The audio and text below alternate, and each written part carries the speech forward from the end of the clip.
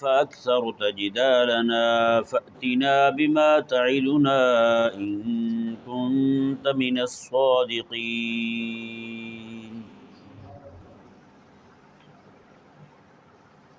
اس آیہ مبارکہ میں حضرت سیدنا نوح علیہ نبینا و علیہ السلام کے سامنے قوم کے کھڑے ہونے کا ذکر ہوا۔ قوم جو ہے وہ اپنے ڈھٹائی کی آخری حد کو پہنچ گئی۔ حضرت نوح علیہ السلام کو ہی کہنے لگے کہ آپ نے ہمارے ساتھ لڑائی کی ہے اور لڑائی آپ کی بہت زیادہ بڑھ گئی ہے، تو اب بات جو ہے وہ اگلی چلانی چاہیے۔ وہ جو آپ ہمیں بار بار کہتے ہیں کہ عذاب آ جائے گا اگر تم نے اللہ تعالیٰ کی توحید کا انکار کیا، میری نبوت اور رسالت کا انکار کیا تو عذاب آ جائے گا۔ انہوں نے کہا فَأْتِنَا بِمَا تَعِدُنَا، اب وہی لے آئیں جس کی آپ ہمیں دھمکیاں دے رہے ہیں۔ اب وہ عذاب آئے، بس آئے عذاب، اور استحصالی عذاب ہو، ہمیں جڑ سے اکھیڑ دے، ہمارا خاتمہ کر دے، ہمیں تباہ کر دے، کچھ نہ بچے ہمارا، بس وہ عذاب لے آئیں آپ۔ نعوذ باللہ، اگر کلام کا ان کا انداز دیکھیں، اللہ تعالیٰ کے پاک پیغمبر سے کیسی بات کر رہے ہیں، ان کنت من الصادقین، اگر آپ سچے ہیں تو لے آئیں عذاب پھر۔ جی ان کے اس کلام سے یہ واضح ہوتا ہے نعوذ باللہ حضرت نوح علیہ السلام کو وہ سچا نہیں مانتے تھے۔ سچا مانتے تو آپ کی نبوت اور رسالت کا اقرار کرتے، جی، اور کلام انتہائی بے ادبی والا۔ اگر سچے ہیں تو لے آئیں پھر آپ عذاب، نعوذ باللہ من ذالک۔ 950 سالہ تبلیغ سن کر کے، دعوت دین سن کر کے وہ اس نتیجے پر ہی پہنچے ہیں کہ نوح علیہ السلام سچے کوئی نہیں، نعوذ باللہ من ذالک۔ حضرت سیدنا نوح علیہ نبینا و علیہ السلام نے ارشاد فرمایا، قال، آپ بولے، انما یاتیکم بہ اللہ ان شاء، فرمایا کہ یہ عذاب لانا یہ تو اللہ کا کام ہے، مجھے تو اللہ تبارک و تعالیٰ جو بتاتا ہے میں وہی تمہیں کہہ دیتا ہوں۔ جو معلومات مجھے اللہ تعالیٰ کی طرف سے سپرد کی جاتی ہیں، جو معلومات مجھے اللہ تعالیٰ کی طرف سے عطا کی جاتی ہیں، میں وہ تمہیں بتا دیتا ہوں۔ اللہ تبارک و تعالیٰ کی طرف سے یہ اعلان آیا تمہارے لیے کہ تم پر عذاب آئے گا، یہ میں نے تمہیں بتا دیا۔ اب یہ کب آئے گا یہ مجھے پتہ کوئی نہیں، یہ مجھے معلوم نہیں ہے، یہ اللہ تعالیٰ ہی جانتا ہے کہ کب اس کی مشیت یزدی ہوتی ہے، کب اللہ تبارک و تعالیٰ کا ارادہ ہوتا ہے، کب اللہ تبارک و تعالیٰ کی حکمت بالغہ کا تقاضا ہوتا ہے۔ جب اللہ تعالیٰ چاہے گا تم پر عذاب آ جائے گا، اور عذاب بھی استحصالی آئے گا، بچنا تمہارا کچھ نہیں ہے۔ اللہ اکبر کبیرہ۔ اور آگے حضرت نوح علیہ السلام نے ارشاد فرمایا، وما انتم بمعجزین، جب اللہ عذاب لائے گا تو تم اللہ کو عاجز نہیں کر سکو گے۔ پھر تمہارا یہ نظریہ ہو کہ ہم جناب اللہ تعالیٰ کو عاجز کر لیں گے، جیسے نعوذ باللہ ابو جہل کہتا تھا۔ عقل سے قرآن کریم میں فرمایا کہ جہنم پر 19 فرشتے مقرر ہیں، تو اس نے کہا لو 19 ہیں تو پھر کیا ہوا، اتنے سارے تو میں اپنی دھوتی میں باندھ لوں گا یہاں کر کے، اور باقی جو بچیں گے ان سے آپ نمٹ لینا، اور اتنے سے نمٹنا کوئی مشکل کام تھوڑی ہے۔ اللہ اکبر کبیرہ۔ حضرت قوم پر، بنی اسرائیل کی ایک قوم پر جب عذاب آیا، خلاق کائنات نے حضرت جبریل امین علیہ السلام کو حکم دیا، ان کے پورے شہر کو اٹھائیں اور اٹھا کر کے الٹ دیں، اس طرح کر کے۔ اللہ اکبر کبیرہ۔ پورے شہر کو حضرت جبریل امین علیہ السلام نے اپنے ایک پر کے نیچے دیا، اس طرح کر کے، اور 600 پر ہیں حضرت جبریل امین علیہ السلام کے۔ آپ خود فرماتے ہیں کہ میں اگر اپنا ایک پر پورا کھول دوں تو یہ 7 زمینیں 7 آسمان اسی میں آ جائیں۔ اتنی اللہ تبارک و تعالیٰ نے جسامت عطا فرمائی ہے، اور اتنے پروں کی جو ہے نا وہ عظمت اور شان ہے حضرت جبریل امین علیہ السلام کی۔ تو 600 پروں کے مالک ہیں جبریل امین علیہ السلام، تو ایک پر پہ اٹھاتے ہیں پورے شہر کو اور لے جاتے ہیں جناب آسمان کے قریب۔ اتنا قریب لے گئے کہ آسمان والوں نے ان کے مرغیوں کی آوازیں سنی، اتنا قریب لے گئے، بتائیں۔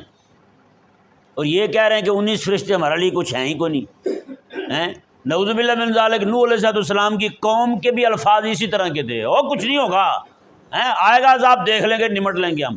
بڑے بڑے فلسفی سائنسدان قسم کے لوگ ہوتے نا۔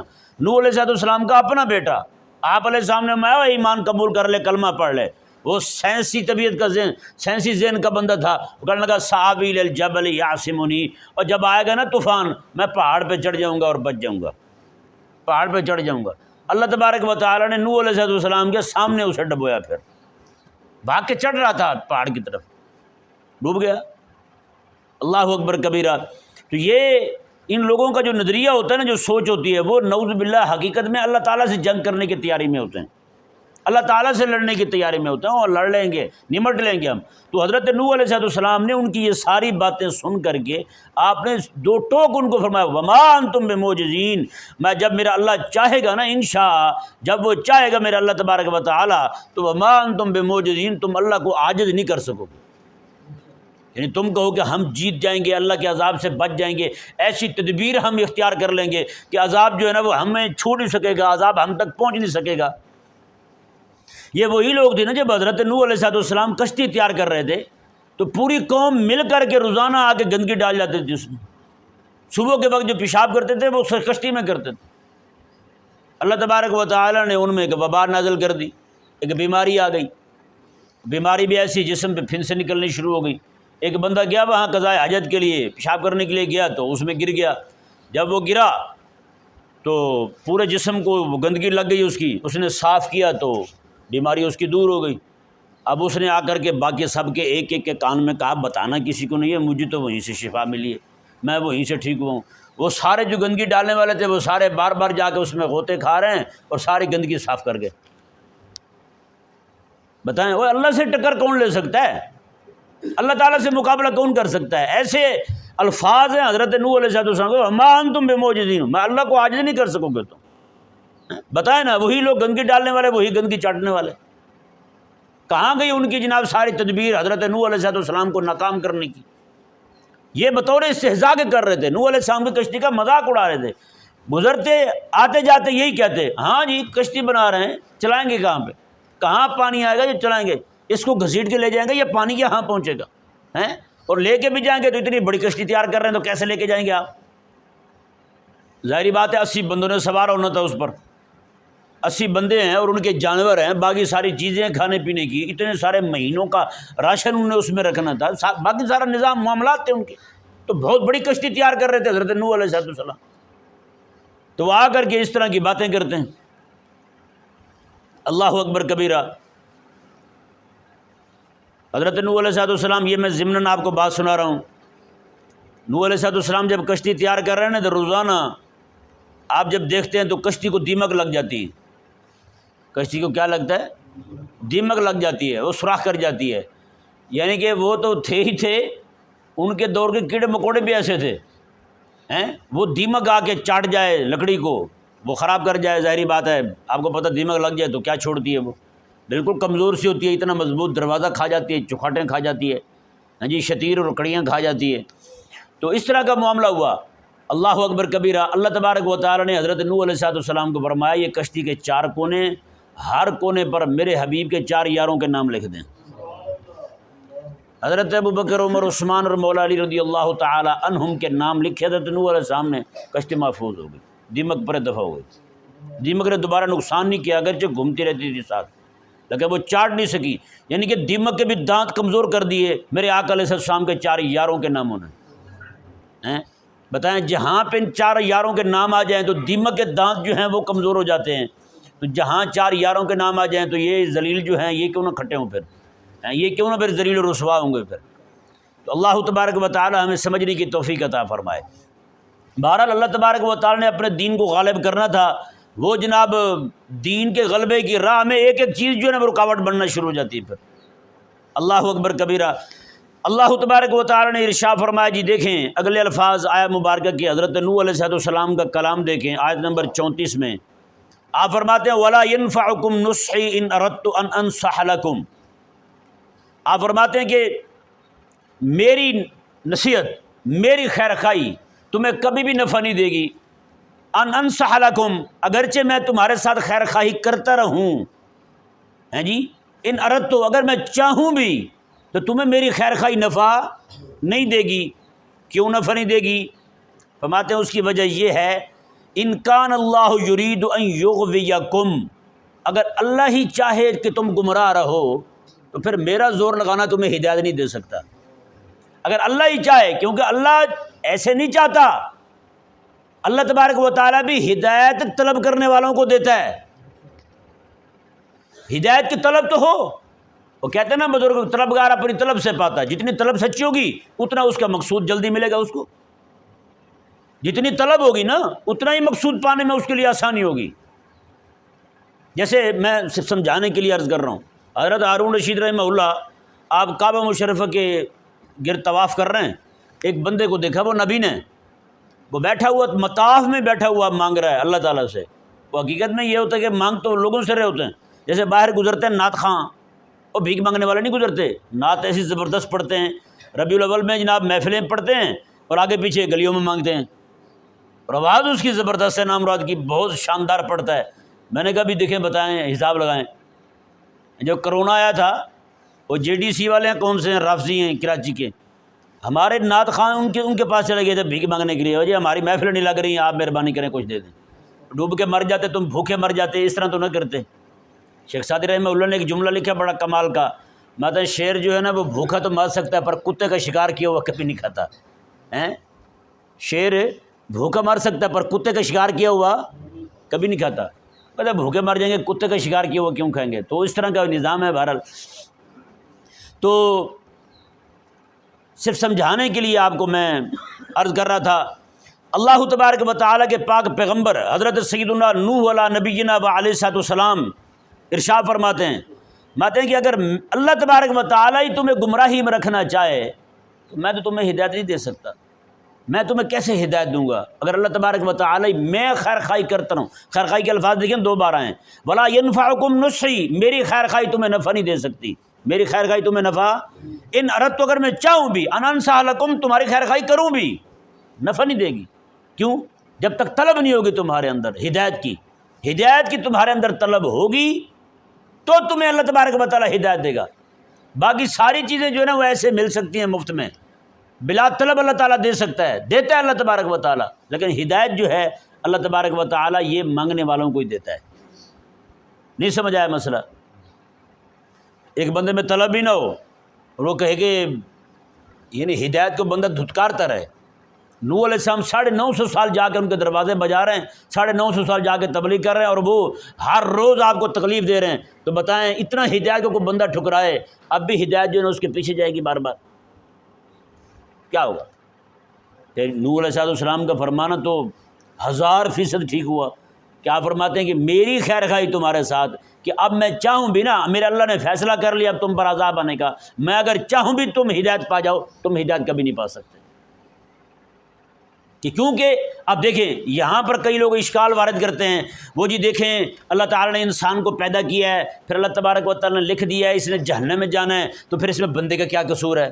یہ بھی کچھ 2-3 دن پہلے ایک بندے نے یہی اشکال وارد کیا تھا۔ تو اب دیکھیں اللہ تبارک و تعالیٰ نے لکھا ہے بندے کا جہنم جانا، ایسے تھوڑی لکھا ہے، اور بندوں نے 950 سال تبلیغ کو جھٹلانا تھا تو اللہ تعالیٰ نے لکھا ہے نا، لوگوں نے کھڑے ہو کے امام الانبیاء علیہ السلام کے دندان مبارکہ شہید کرنے تھے، آقا علیہ السلام کی تبلیغ کو، حضور کی وحی کو، آقا علیہ السلام کی شریعت کو ٹھکرانا تھا تو اللہ تعالیٰ نے لکھا ہے۔ آج بھی دیکھیں کتنے لوگ ہیں خدا رسول کے احکامات موجود ہیں، اللہ تعالیٰ نے نبیوں کا امام بھیجا اس قوم کی طرف، پھر بھی یہ لوگ ماننے کی طرف نہیں آ رہے۔ اب اگر اللہ تبارک و تعالیٰ ان کے انکار کی وجہ سے، ان کی بدعملی کی وجہ سے ان کو جہنم میں ڈالتا ہے تو قصور کس کا ہے بتائیں؟ ان بندوں کا نا، انہوں نے ہدایت کو مانا نہیں ہے۔ یعنی اللہ تبارک و تعالیٰ جو ہے پوری کائنات میں اپنے وجود کی نشانیاں رکھے، آسمان رکھے اللہ تبارک و تعالیٰ نے بغیر پلر کے کھڑا نہیں کھڑا، یہ تھوڑی بات ہے اللہ تعالیٰ کو پہچاننے کے لیے کوئی ہے بنانے والا؟ پوری زمین پانی کے اوپر ٹھہری ہوئی ہے، اللہ تبارک و تعالیٰ کے ہونے پر دلیل ہے یا نہیں؟ اور اللہ کے ایک ہونے پر دلیل ہے یا نہیں؟ روزانہ جناب کسان جو ہیں وہ بیج ڈالتے ہیں، اس میں سے اللہ تبارک و تعالیٰ مختلف قسم کے پھلوں کو، پھولوں کو، پودوں کو، اناج کو اگاتا ہے، بتائیں نا اللہ تعالیٰ اگا رہا نہیں اگا رہا؟ ہر ایک کو اللہ تبارک و تعالیٰ رزق عطا فرما رہا ہے، اتنے سارے دلائل، اتنی ساری نشانیاں موجود ہیں اللہ تبارک و تعالیٰ کے وجود کی اور اس کی وحدت کی، اس کی توحید کی، اس کے ایک ہونے کی نشانیاں موجود ہیں، پھر بھی بندہ نہ سمجھے۔ اللہ تبارک و تعالیٰ نے یہ ساری نشانیاں رکھ کے پھر اللہ تبارک و تعالیٰ نے 1,24,000 کم و بیش نبیوں کو بھی بھیجا، وہ نہیں کیا کہ آنکھیں کھولیں، آخر میں اللہ تبارک و تعالیٰ نے نبیوں کے امام کو بھیجا، اللہ تبارک و تعالیٰ نے پھر قرآن کو بھیجا۔ اب بھی کسی کو سمجھ نہ آئے پھر وہ لاڈلا بن کے بیٹھا رہے، میں جو گناہ کر رہا ہوں، میں جو زنا کر رہا ہوں، میں جو شرک کر رہا ہوں، کفر کر رہا ہوں، یہ سارا قصور اللہ کا ہے، نعوذ باللہ۔ عجیب احمق پن ہے بھائی، کیا گھٹیا بات کی ہے آپ نے؟ اللہ تبارک و تعالیٰ اچھا رات دن قرآن پڑھا جا رہا ہے، علماء جو ہیں دعوت دے رہے ہیں جی، مدارس بھرے ہوئے ہیں بچوں سے، علماء تیار ہو رہے ہیں، مبلغین تیار ہو رہے ہیں، رات دن تبلیغ ہو رہی ہے، اور تو لاڈلا بن کے بیٹھا ہوا نہیں جی میرے پاس تو کوئی آئے کو نہیں. بھی تیرے پاس کیسے ہیں چل کے؟ وہ تو بھی تو قدم اٹھانا ہدایت کی طرف، تو بھی تو چل. اللہ تبارک و تعالیٰ نے قرآن کریم میں فرمایا ان تنصروا اللہ ینصرکم، اگر تم اللہ کی مدد کرو گے تو اللہ مدد کرے گا تمہاری. جیسے آج پوری قوم بیٹھی ہوئی نا انتظار میں جی امام مہدی آئیں تو پھر ہم بھی اٹھیں گے، امام مہدی آئیں گے تو اٹھیں گے. تو آپ جو ہے نا آپ نے نہیں اٹھنا، پہلے آپ پر لازم نہیں ہے. اللہ تبارک و تعالیٰ کا تو وعدہ ہے تم اٹھو اللہ تمہاری مدد کرے گا. نہیں سمجھ آیا مسئلہ؟ تو بھائی کچھ بندے کے اندر بھی تو طلب ہونی چاہیے نا. بندہ طلب باقی دنیا کی طلب ہے، ہمیں یہ پتہ ہے اچھا نمک کہاں سے ملتا ہے، ہمیں یہ پتہ ہے اچھا سونا کہاں سے ملتا ہے، ہمیں یہ پتہ ہے کہ فرنیچر کہاں کا اچھا ہے، ہمیں یہ پتہ ہے چھریاں کہاں کی اچھی ہیں، معلوم ہے یا نہیں؟ لیکن ہدایت کا پتہ کوئی نہیں، ہمیں ہدایت کہاں سے ملنی ہے. اس معاملے میں آ کے لاڈلے بن جاتے ہیں سارے. اور نہیں جی ہمیں اللہ تبارک و تعالیٰ پر ہی سارا ہے، کیونکہ اس نے لکھا ہے ہمارے لیے کہ ہم نے جناب یہ کام کرنے اور ہم نے جہنم جانا ہے. ہم تو مجبور محض ہیں. بھی مجبور محض ہو، باقی سارے معاملات میں تم مختار مطلق بنتے ہو. جب ہدایت کی بات آ جائے، اللہ تعالیٰ کی اطاعت کی بات آ جائے، جہنم سے بچنے کی بات آ جائے، پھر مجبور محض بن جاتے ہو تم. یہ کیا طریقہ ہوا؟ سمجھ آ رہا ہے نہیں آ رہا بھائی؟ یہ معاملہ ہے. اللہ اکبر کبیرہ. تو حضرت نوح علیہ السلام نے جو ارشاد فرمایا نا وَلَا يَنْفَعُكُمْ نُصْحِي إِنْ أَرَدْتُ أَنْ أَنْصَحَ لَكُمْ، اب بتائیں یار 950 سال بندہ تبلیغ کرے، 950 سال بعد یہ کہنا بنتا یا نہیں بنتا ہے؟ اب بھی کوئی بندہ دوش دے حضرت نوح علیہ السلام کو، دیکھو جی انہوں نے کیوں کہہ دیا یہ. اب بھی کوئی بندہ یہ کہے نعوذ باللہ من ذالک اللہ تعالیٰ نے ان کے لیے لکھا تھا جہنم جانا تو وہ چلے گئے. بھی اللہ نے لکھا تھا جہنم جانا ہے، اللہ تبارک و تعالیٰ نے یہ بھی تو، اللہ تعالیٰ نے اپنے نبی کو تو بھیجا ہے نا، ان کو وحی بھیجی ہے، آپ نے جناب صحیفے بھیجے ہیں، صحیفے دے کر کے بھیجا. یہ پڑھ کے سناؤ میرے پیغامات، ان کو آنکھیں کھولو ان کی. اگر یہ اندھے ہو چکے ہیں میری توحید پر دلائل ان کو پوری دنیا میں اندر موجود دکھائی نہیں دے رہے، تو آپ دکھا دو ان کو. اور جو دکھانے آئے ان کو یہ ماریں پتھر، ان کو کریں زخمی روزانہ، ان کو دیں تکلیف، اور پھر کہیں جی ہمارا اس میں کیا قصور ہے؟ تیرا قصور ہی کوئی نہیں ہے، تیرا قصور ہی کوئی نہیں ہے. تو اللہ تبارک و تعالیٰ کے پاک پیغمبروں کے ساتھ تو ایسا کرتا رہا. 43 نبی ایک دن میں بنی اسرائیل نے شہید کیے ہیں. ایک دن میں 43 نبیوں کو شہید کیا. اور 90 سے زائد ان کے خیر خواہ تھے جو ان کے ماننے والے تھے. شام کو وہ آئے، انہوں نے ان کو تان کیا، بے شرمو یہ کیا کہ تم نے اللہ کے نبیوں کو شہید کر دیا. اور 90 سے زائد بندوں کو انہوں نے شام سے پہلے اندھیرا ہونے سے پہلے ان کو بھی شہید کر دیا. کہ تم نے نبیوں کی ناموس کی بات کیوں کی ہے، ان کو بھی شہید کر دیا. یہ یہودیانہ رویہ ہے. نبی تبلیغ کرے یہ نبی کو شہید کر دیں، وہ آ کر کے ان کے ماننے والے نبیوں کی ناموس کی بات کریں یہ ان کو شہید کر دیں. یہ یہودیوں کو کام ہے ایک دن میں. اور ایسے ریلیکس ہوئے پھرتے تھے. 43 نبیوں کو صبح شہید کیا اور شام کے وقت اپنی دکانیں کھول کے مطمئن بیٹھے ہوئے تھے. ہم نے تو کوئی گناہ ہی نہیں کیا. بتائیں. اللہ اکبر کبیرہ. حضرت سیدنا نوح علیہ نبینا و علیہ الصلوۃ والسلام ارشاد فرماتے ہیں، اللہ اکبر. الفاظ دیکھیں، یہ الفاظ ایسے کلام میں، جب کلام کا طرز ایسا ہو، کلام کا لہجہ ایسا ہو، جلالی ہو، وہاں پہ ہوا ربکم کے الفاظ جو ہیں وہ تمہارا رب ہے، تمہارا پالنے والا ہے.